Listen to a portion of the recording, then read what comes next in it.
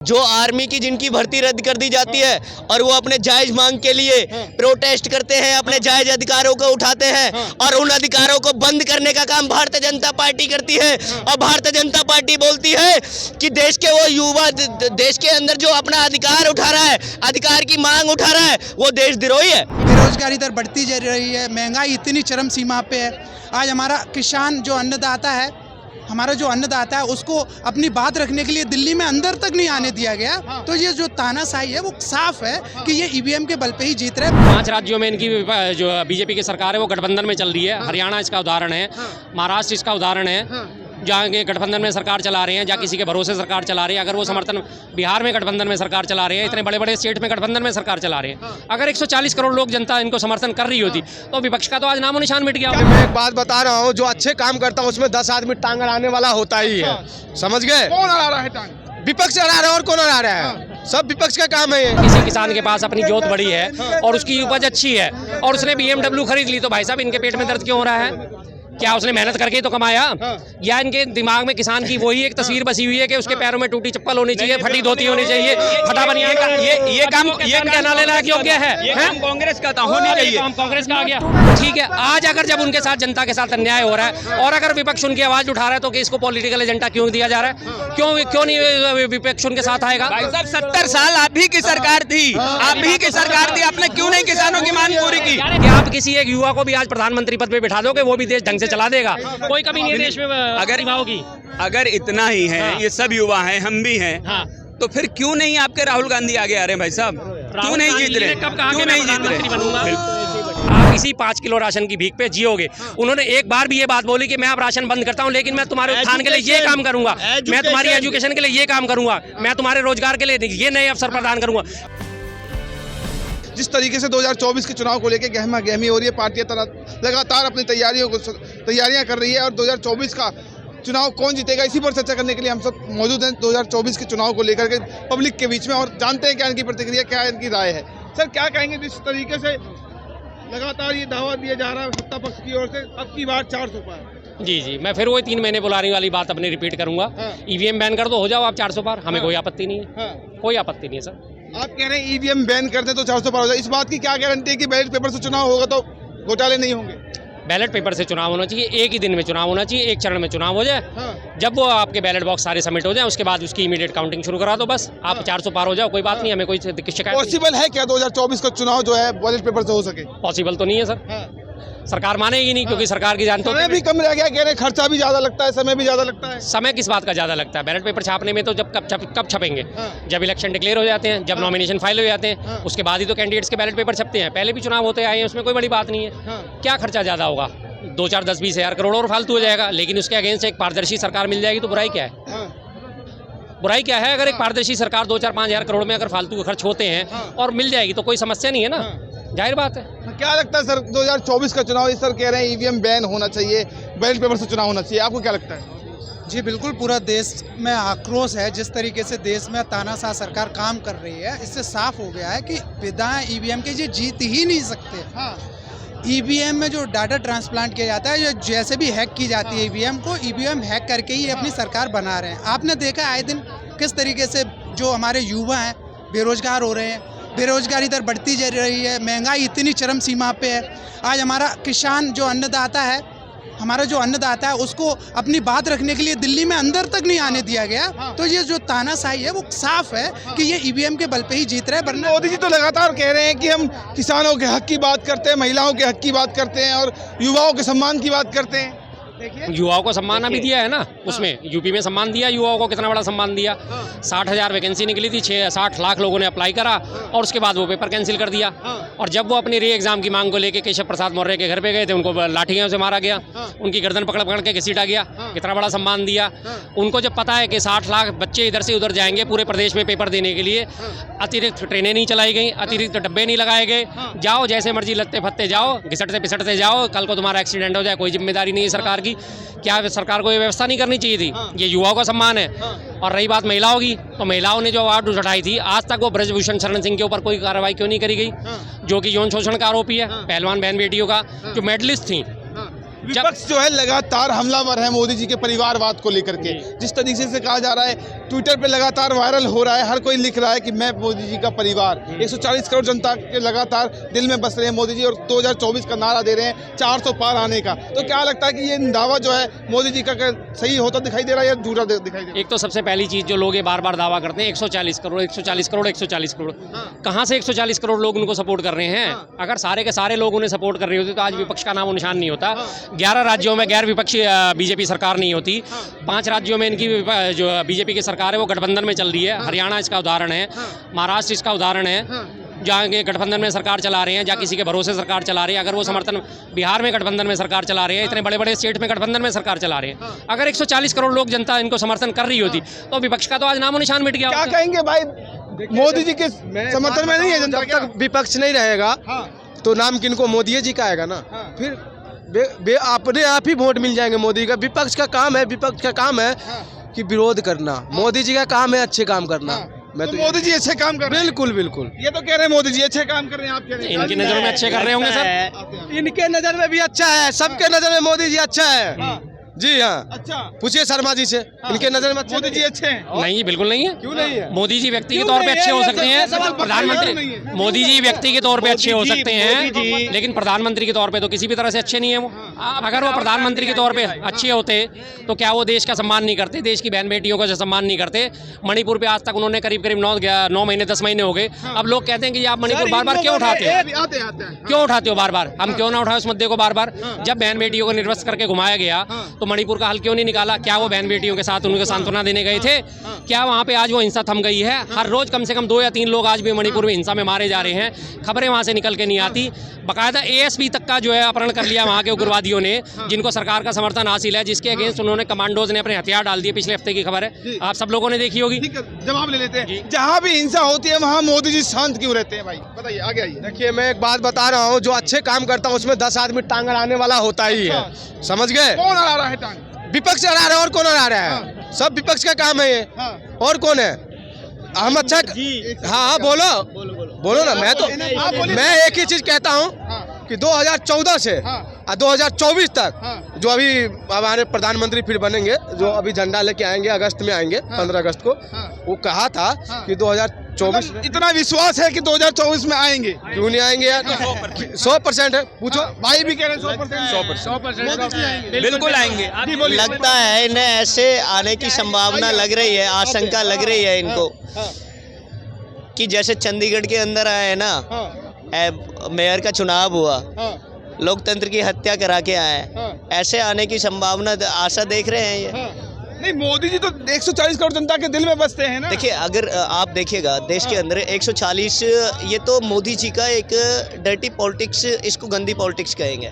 मोदी जी अगर 140 देशवासियों को अपना परिवार मानते तो किसान को अपना परिवार नहीं मानते। जो किसान अपनी जायज मांग को लेके प्रोटेस्ट कर रहा है, उस किसान वो उस 140 में काउंट नहीं करते मोदी जी।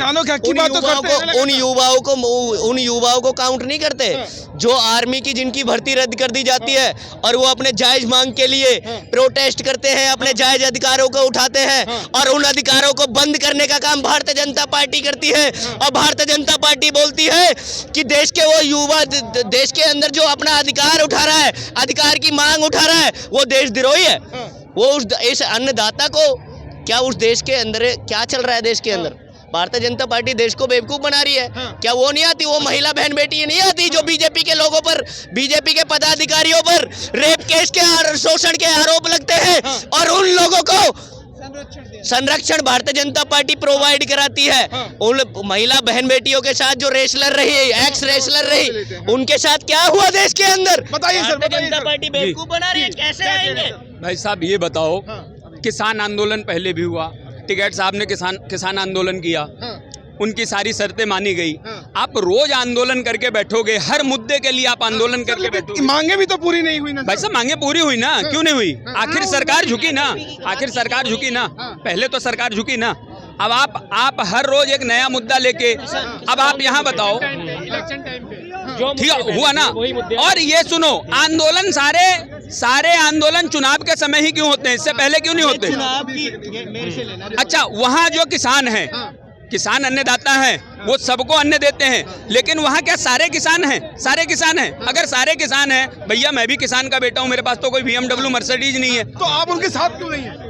किनके साथ नहीं है? किसान के साथ। भाई सब किसान के साथ नहीं है तो किसान का विरोध कहाँ कर रहे हैं हम विरोध कहाँ कर रहे हैं किसान का? किसने किया विरोध? किसने विरोध किया किसान का? तो सपोर्ट भी तो नहीं कर रहे, विरोध नहीं कर रहे, ये कह रहे हैं इन्होंने।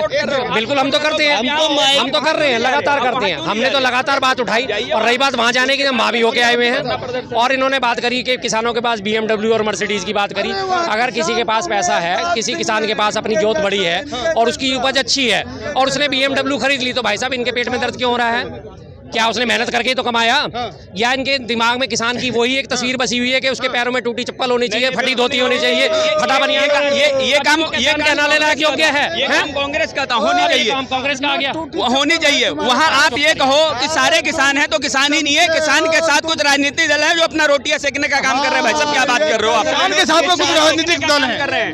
अगर कोई भी राजनीतिक दल अगर किसी के हक की बात उठा रहा है तो क्या उसे उनके साथ नहीं खड़ा होना चाहिए? राजनीतिक दलों की उत्पत्ति किस लिए होती है? जनता की आवाज उठाने के लिए। अगर कोई भी अपोजिशन हो या सत्ताधारी भी सत्ता में कब आता है? जब वो लोगों की आवाज उठाता है। मोदी जी जब सत्ता में आए 2014 में, बहुत हुई महंगाई की बार, अब की बार मोदी सरकार, जनता की आवाज ही उठाई ना उन्होंने। तो ठीक है, आज अगर जब उनके साथ जनता के साथ अन्याय हो रहा है और अगर विपक्ष उनकी आवाज उठा रहा है तो कि इसको पॉलिटिकल एजेंडा क्यों दिया जा रहा है? क्यों नहीं विपक्ष उनके साथ आएगा? भाई साहब 70 साल आप ही की सरकार थी, आप ही की सरकार थी, आपने क्यों नहीं किसानों की मांग पूरी की? 70 साल आप ही की सरकार थी। अगर आप चाहते तो आज किसानों को रोड पे आना ही नहीं पड़ता। आज तो किसानों के सीधे खाते में पैसे जा रहे हैं भाई साहब। आज की डेट में सारे किसानों के खाते में सीधे पैसे जा रहे हैं। उनको नीम कोटिंग यूरिया मिल रहा है। जो पहले यूरिया का खाद जो बनता था वो पहले वो ब्लैक हो जाया करता था, आज तो सीधे मिल रहे हैं। बताइए, ये उस खाद की बात कर रहे हैं, इनको पता नहीं DAP के कट्टा कितने का आता है आज, पहले प्रीवियस गवर्नमेंट में कितने का आता था। आज भारतीय जनता पार्टी की सरकार में वो DAP का खाद 1650 रुपए का बिकता है, जो कांग्रेस के टाइम में 750 850 रुपए का बिकता था।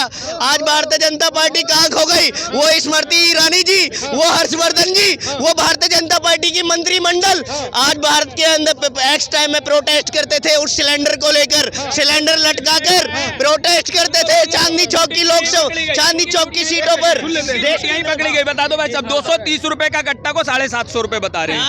क्या कैसा? कौन सा 850 बोला है मैंने? 850 बोला है मैंने। DAP और यूरिया में कंफ्यूजन हो आपको। आप अगर किसान होते तो DAP और यूरिया में आपको डिफरेंस नहीं पता? आपको डिफरेंस नहीं पता? आप कैसे किसान हैं? अरे मेरी बात सुनो, भैया ने अभी 750 से 850 कर दिया। अभी इनसे और बात करोगे ना तो 1000 बता देंगे आपको। हाँ बिल्कुल, आप उसमें रिकॉर्डिंग चेक कर लीजिए क्या बोला है मैंने। आप उसमें रिकॉर्डिंग चेक करिए, कैसे छूट के भाग गए डिबेट। आइए ना, मुद्दे पर बोलिए। वो यूरिया और DAP में कंफ्यूज हो गए थे। यूरिया की बात हो रही थी और जो यूरिया की बात करके गए, 45 किलो का कट्टा आता था जिसे घटा के 40 किलो का कर दिया गया। रेट सेम का सेम है। अब इन लोगों को क्यों नहीं समझ में आती ये चीज? जैसे कभी एक छोटा सा उदाहरण देता हूँ, पार्ले का बिस्कुट जो है वो 100 ग्राम का आता था, 5 रुपए का या 10 रुपए का कभी मिलता था। आज भी वो 5 रुपए का बिस्कुट है, लेकिन आज उसकी वैल्यू जो है 100 ग्राम नहीं है। उसमें वजन घटा के उसका 57 58 या 60 ग्राम के लगभग कर दिया गया। लेकिन इनकी नज़र में वो आज भी 5 रुपए का, तो इनको महंगाई कहीं नहीं नजर नहीं है। 240 रुपए का यूरिया महंगाई तो दिख रही है, महंगाई दिख रही है ना। 240 रुपए का यूरिया तब भी था, 240 का भी है, लेकिन उसमें 5 किलो यूरिया घटा दिया गया है। वो इनको दिखाई नहीं, वो देखेंगे भी नहीं, क्योंकि इनके एजेंडे में फिट नहीं होती ये सब चीजें ना।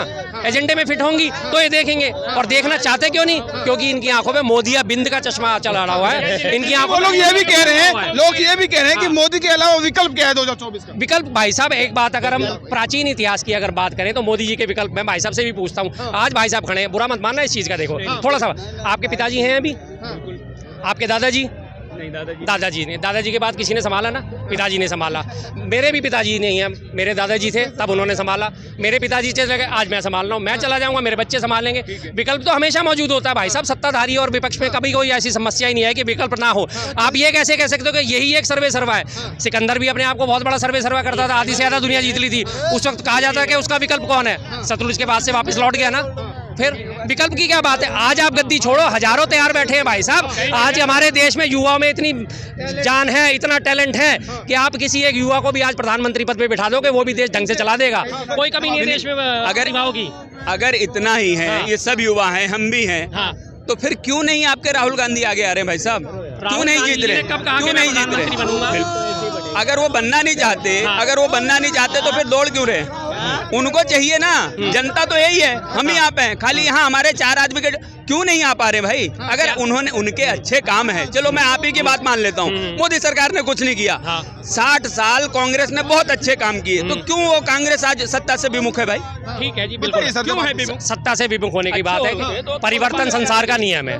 गीता के सार में भी साफ साफ लिखा हुआ है, परिवर्तन संसार का नियम है। ठीक है जी, परिवर्तन आता है। कौरवों ने भी 100 साल राज करा था, उसके बाद उनका भी राज चला गया था, पांडव फिर वापस आ गए थे, सीधी सी बात है। तो आज अगर वो सत्ता चली गई है तो सत्ता वापस भी आएगी। आज आपने देखा कि इंदिरा गांधी जितनी लोकप्रिय प्रधानमंत्री, थोड़ा सा मैं पीछे जाता हूँ, 1977 तक कांग्रेस ही कांग्रेस थी। 77 में इंदिरा गांधी जी ने, 75 में इमरजेंसी लगाई, सारे देश ने उनका फैसले का विरोध करा। 77 में वो बाहर हो गई, जनता पार्टी की सरकार वापस आई, लिया ना लोगों ने विकल्प के तौर पर, इस्तेमाल करा ना 2.5 साल के अंदर ही, लेकिन लोगों को दिख गया कि ये सरकार हमारे किसी काम की नहीं है, फिर उखाड़ फेंका। 80 में दोबारा चुनाव हुए, फिर कांग्रेस सत्ता में आ गई। तो ये तो परिवर्तन संसार का नियम है। आज अगर मोदी जी की बार 2024 में परिवर्तन होएगा? बिल्कुल होगा, बिल्कुल होगा। क्या लगता है भाई साहब? कोई परिवर्तन नहीं होगा, वापसी मोदी जी आएंगे, आप वापसी आके डिबेट कर लेना। भाई साहब का नंबर ले लो, बुला लेना। अगर 2024 में आ जाएंगे, ये जो कहेंगे मैं हार जाऊंगा, मैं शर्त नहीं लगा रहा है। नहीं तो फिर बस मैं तो, अगर आप हारने की बात कह रहे तो मैं तो सच्चे बात है नैतिक तौर पे हार जाऊंगा भाई साहब, कि ये देश का दुर्भाग्य होगा कि अगर फिर से एक बार ऐसी सरकार आ जाएगी जो देश को लगातार कर्ज में डुबो रही है, जो देश के युवाओं का भविष्य लगातार अंधकार में डाल रही है, जो देश के नागरिकों को भिखारी बना रही है, साफ कहता हूँ भिखारी बना रही है, 5-5 किलो राशन देके भिखारी बना रही है। मोदी जी ने यहीं से भी पीछे भाषण देके बोला था कि 5 साल और एक्सटेंड करी जा रही है योजना 5 किलो की। साफ उनका सीधा मकसद था कि आपके स्थिति में 5 सालों तक, अगले 5 सालों तक कोई सुधार नहीं आने वाला, आप इसी 5 किलो राशन की भीख पे जियोगे। उन्होंने एक बार भी ये बात बोली कि मैं अब राशन बंद करता हूं, लेकिन मैं तुम्हारे उत्थान के लिए ये काम करूंगा, मैं तुम्हारी एजुकेशन के लिए ये काम करूंगा, मैं तुम्हारे रोजगार के लिए ये नए अवसर प्रदान करूंगा। मैं आज ये नई 4 फैक्ट्री डाल रहा हूं जिसमें आप लोगों को रोजगार मिले और आप कमा के आत्मसम्मान से खा सको। नहीं बोला मोदी जी की गारंटी से देश खुश है, देश की जनता भी खुश है। ये एडवर्टाइजमेंट की गारंटी देख रहे हैं क्या आप? जो टैक्स के पैसे से गवर्नमेंट चलती है हमारे देश की, सेंट्रल गवर्नमेंट हो चाहे स्टेट गवर्नमेंट हो, चाहे राज्य सरकार हो चाहे केंद्र सरकार हो, देश के आप माचिस खरीदते हैं ना, उस पर भी टैक्स इंक्लूडेड होता है। ये भारतीय जनता पार्टी के एडवर्टाइजमेंट देख रहे हैं आप। बीजेपी के नरेंद्र मोदी जी टैक्स का पैसा बर्बाद कर रहे हैं। क्यों बर्बाद कर रहे हैं? देश का पैसा नहीं है वो उस आम नागरिक के जेब का पैसा है जो मजदूरी करके अपने यहाँ टैक्स जनता खुद मजदूरी करके, आम नागरिक मजदूरी करके देश के जहाँ प्रोडक्ट खरीदता है टैक्स इंक्लूडेड आता है भाई साहब। टैक्स इंक्लूडेड पे प्रोडक्ट परचेज करते हैं हम। ये जनता का, आम नागरिक का पैसा है जिसको मोदी जी एडवर्टाइजमेंट में बाहर हैं। देश के अंदर 6.5 लाख के एक हुडिंग के वो सदन के अंदर बिल पास कर रहे हैं। ये देश के अंदर चल क्या रहा है? देश के अंदर डेवलपमेंट की राजनीति करने वाले अरविंद केजरीवाल जी, उनके विजन को खत्म करने की बात करती है भारतीय जनता पार्टी देश के अंदर। ये कैसे चलेगा?